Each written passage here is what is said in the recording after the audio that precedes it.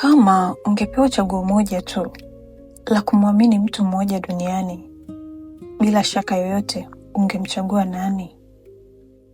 Watu wengi tumechagua mama yetu, wengine wamechagua mke au mume wao. Mimi nilichagua ndugu yangu. Kwa miaka 20 kamili, yeye alikuwa nguzo yangu. Alikuwa siri yangu. Alikuwa roho nyingine ya mwili wangu mmoja.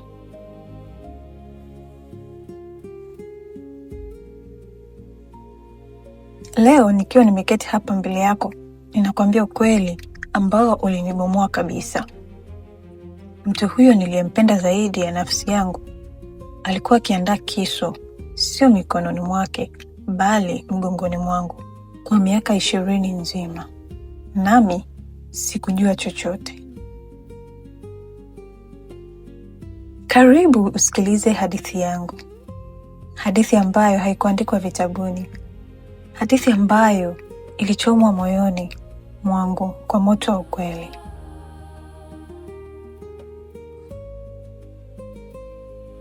Jina langu ni Zawadi.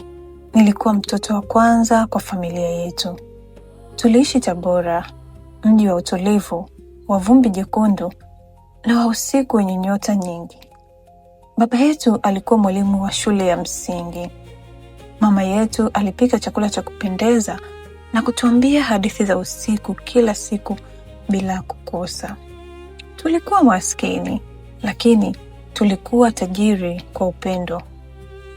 Na katikati ya familia hiyo alikuwepo Daudi. Daudi ndugu yangu wa kiume, mdogo wangu kwa miaka 3. Mtoto mwenye macho ya akili, kicheko kinachovuma kama radi, na ndoto kubwa za kuwa daktari. Kila siku alikuja kwangu na maswali 1000. Dada yangu, nini kinachofanya mawimbi ya bahari yakue? Yanatokea wapi? Dada yangu, mbona nyota hazianguki usiku wote? Zinashukuje juu? Nilicheka kila wakati. Nikajibu kila wakati, kwa sababu yeye alikuwa raha yangu. Baba alifariki dunia Daudi akiwa na miaka 10. Mimi nilikuwa na miaka 13. Usiku ule ulipobeba habari ile mbaya, Daudi alikuja kulala kitandani mwangu, akiegemea begani mwangu, akilia kimya kimya. Nilimkumbatia kwa nguvu na kumwambia, "Usilie Daudi, mimi nipo. Mimi nitakuwa baba yako na dada yako. Sitakuacha kamwe." Ahadi ile iligharimu zaidi ya nilivyoweza kubeba. Miaka ilipita. Mama aliugua. Nilikuwa na miaka 18. Bado sijui maisha vizuri. Lakini nilijua jambo moja. Daudi lazima asomeshwe. Nilianza kufanya kazi sokoni asubuhi mapema, kabla jua halijachomoza. Nilifanya usafi wa nyumba za watu wengine, na usiku nilifanya kazi kwenye mgahawa mdogo wa mtaani. Pesa zote zilienda ada ya Daudi, vitabu vya Daudi na nguo za Daudi. Mimi nilivaa nguo za zamani bila aibu. Nilikula ugali bila kitoweo kwa sababu kitoweo kilikuwa cha gharama. Nilikosa sherehe za harusi za marafiki zangu kwa sababu nilikuwa sina saa ya bure. Lakini kila wakati Daudi aliporudi nyumbani na ripoti nzuri, moyo wangu ulifurahi kama ule wa mama ambaye mtoto wake amefaulu. "Nimepata nafasi ya chuo kikuu dada yangu," alisema siku ile akibeba barua ya udahili. Nililia kwa furaha. Nilimkumbatia kwa nguvu kiasi kwamba alisema, "Dada, unakivunja kifua changu." Tulipiga kicheko pamoja. Kicheko kile cha mwisho cha kweli kati yetu. Sikujua kwamba kicheko kile kilikuwa mwanzo wa mwisho wetu. Daudi alimaliza chuo na shahada ya biashara. alipata kazi Dar es Salaam, kazi nzuri na mshahara mzuri. Mimi nilifurahi. Nikaendelea na maisha yangu Tabora. Niliolewa, nikapata watoto 2 wazuri. Tulikuwa hatuna utajiri, lakini tuliishi kwa amani. Lakini Daudi alianza kubadilika. Mara ya kwanza nilipomtembelea Dar es Salaam, alinipokea kwenye nyumba nzuri, akanipa chai nzuri, akanionyesha gari lake jipya, lakini macho yake hayakuwa tena macho yale niliyoyajua. Kulikuwa na kitu ndani ya macho yake, kitu ambacho sikuweza kukieleza wakati ule. Leo ninakieleza kwa neno moja: dharau. Kidogo kidogo simu zake zilikuwa fupi. Ziara zake nyumbani zilipungua. Hadithi zetu za usiku zilisimama, na kila nilipompigia simu akiwa na tatizo, jibu lake lilikuwa moja: dada, mimi nina shughuli nyingi, tutaongea baadaye. Baadaye ambayo haikuja kamwe. Nilijiambia, ana kazi nyingi, maisha ya mji ni tofauti, atarudi. Sikujua kwamba sio kazi iliyomshughulisha, bali aibu ilikuwa ya siri yake kubwa iliyomfanya anikimbie. Ilikuwa Ijumaa moja ya Machi. Nilikuwa nikipika chakula cha jioni wakati simu yangu ilipiga. Ilikuwa ni Daudi. Nilifurahi kidogo kwa sababu miezi 3 ilikuwa imepita bila kuongea vizuri. Hujambo dada yangu wa moyoni, umekuwa vipi?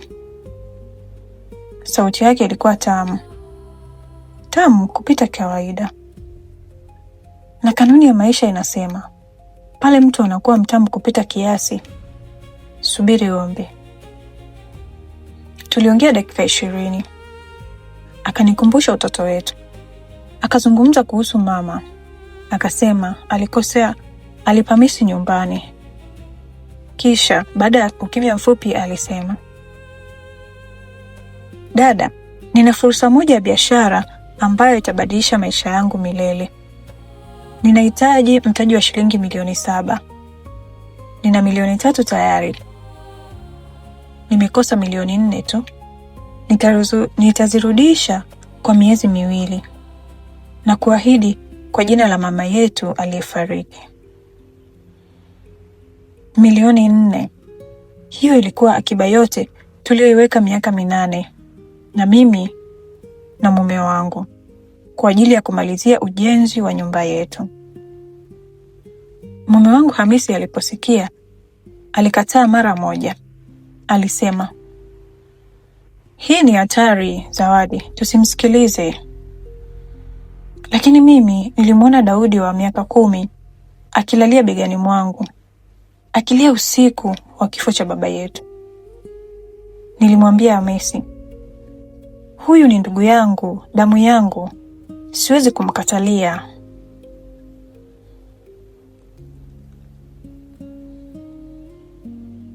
Nilimtumia pesa, milioni 4, akiba ya miaka 8, ndoto ya nyumba yetu.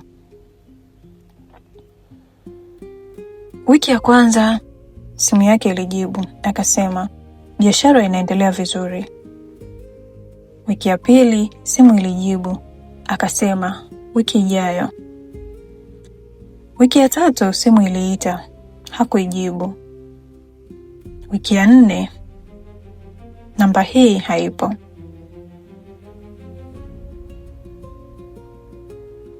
Nilikuwa nimesimama jikoni, simu mkononi, nikiangalia ukutani. Moyo wangu ulipiga sio kwa haraka bali kwa uzito wa mshtuko. Nilijaribu kupiga tena na tena na tena, mara 10, mara 20, siku 3 mfululizo. Hamisi alipoona machozi yangu, alisema neno moja tu kwa upole, nilikuambia Zawadi. Maneno mawili tu, lakini yaliniuma zaidi ya kofi. Nilikwenda Dar es Salaam kumtafuta. Nilipofika kwenye anwani yake, mlango wake ulikuwa wazi. Jirani alisema, alihama wiki mbili zilizopita. Alisema ana safari ya nje ya nchi.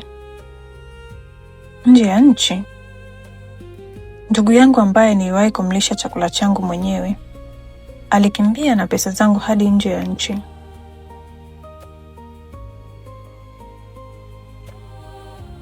Nilikaa kwenye kiti cha jirani yake mgeni, na kilio kilinijia bila ruhusa yangu. Kilio ambacho sikuweza kukizuia. Kilio ambacho kilikuwa cha mtu aliyepoteza kitu kikubwa zaidi ya pesa. Nilipoteza imani, nilipoteza historia, na nilipoteza ndugu. Miaka 2 baadaye, nilipokuwa nimekubali kupoteza, kitu kisichotarajiwa kilitokea. Shangazi yangu mkubwa, dada wa baba yangu, alituma ujumbe. Nitakuja kukuona. Nina kitu lazima Alikuja usiku.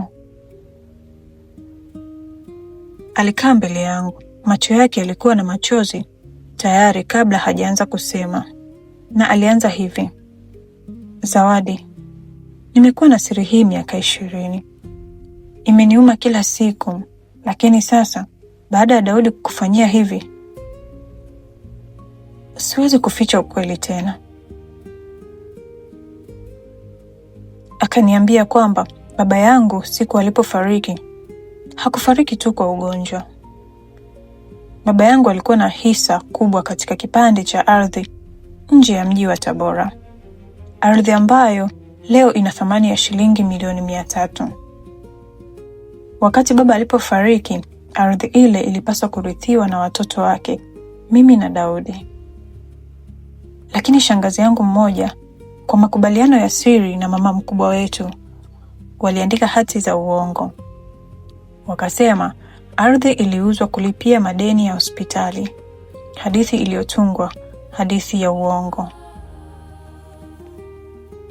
Na Daudi alijua haya yote.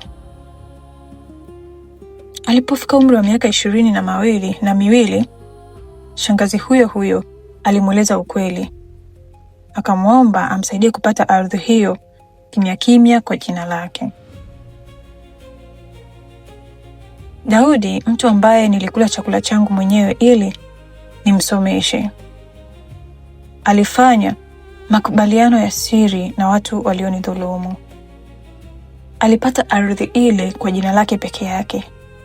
Akauza, akapata pesa nyingi. Na pesa zangu za milioni 4 zilitumika kulipa tiketi na gharama za kukimbia nchi kabla sijagundua ukweli.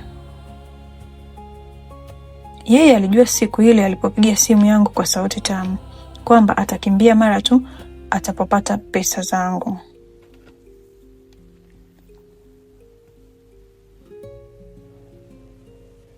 Nilikuwa nimemlea, nikamheshimu, nikampa kila nilichokuwa nacho.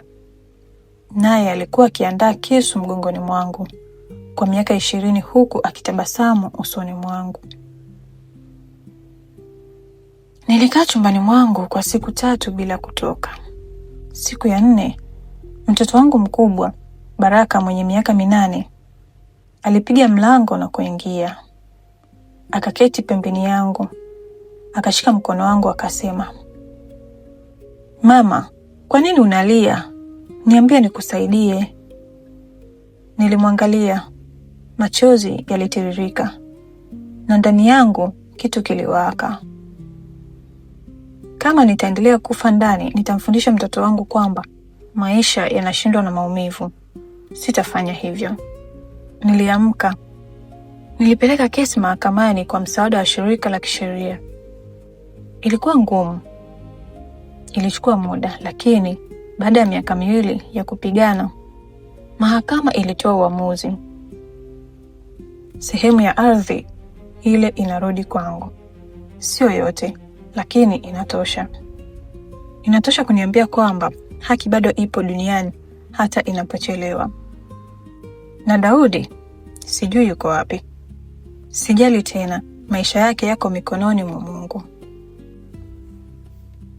Kama wewe umewahi kupitia usaliti wa mtu uliyempenda zaidi, basi unajua jinsi maumivu hayo yanavyouma tofauti. Sio kama maumivu ya mguu uliovunjika, bali kama maumivu ya moyo uliovunjika, ambayo yanakukumbusha kila unapoona picha, kila unaposikia sauti inayofanana, kila unapopita mahali mlipopita pamoja. Lakini nakuambia ukweli mmoja ambao nilijifunza kwa gharama kubwa. Kubeba chuki ni kama kunywa sumu, ukidhani itaumiza yule mwingine. Inakuumiza wewe tu. Samehe, sio kwa ajili yake, bali kwa ajili ya nafsi yako mwenyewe. Simama, endelea na ishi. Watoto wako wanakuangalia. Mustakabali wako uko mbele yako, sio nyuma yako. Mimi, Zawadi, leo ninasimama. Nimeumia lakini sijashindwa. Na wewe pia hutashindwa. Ndugu zangu, kama hadithi hii ilikugusa moyo, tafadhali niambie kwenye maoni hapa chini. Je, umewahi kupitia usaliti kutoka kwa mtu wa karibu nawe? Andika neno moja tu, ndio au hapana. Nataka kufahamu hilo. Kama unataka hadithi zaidi kama hii, hadithi za kweli za kina, zinazogusa moyo, subscribe sasa na ubonyeze kengele ili usikose hadithi yoyote. Mungu akubariki. Tutaonana hadithi inayofuata. Mwisho wa hadithi yetu.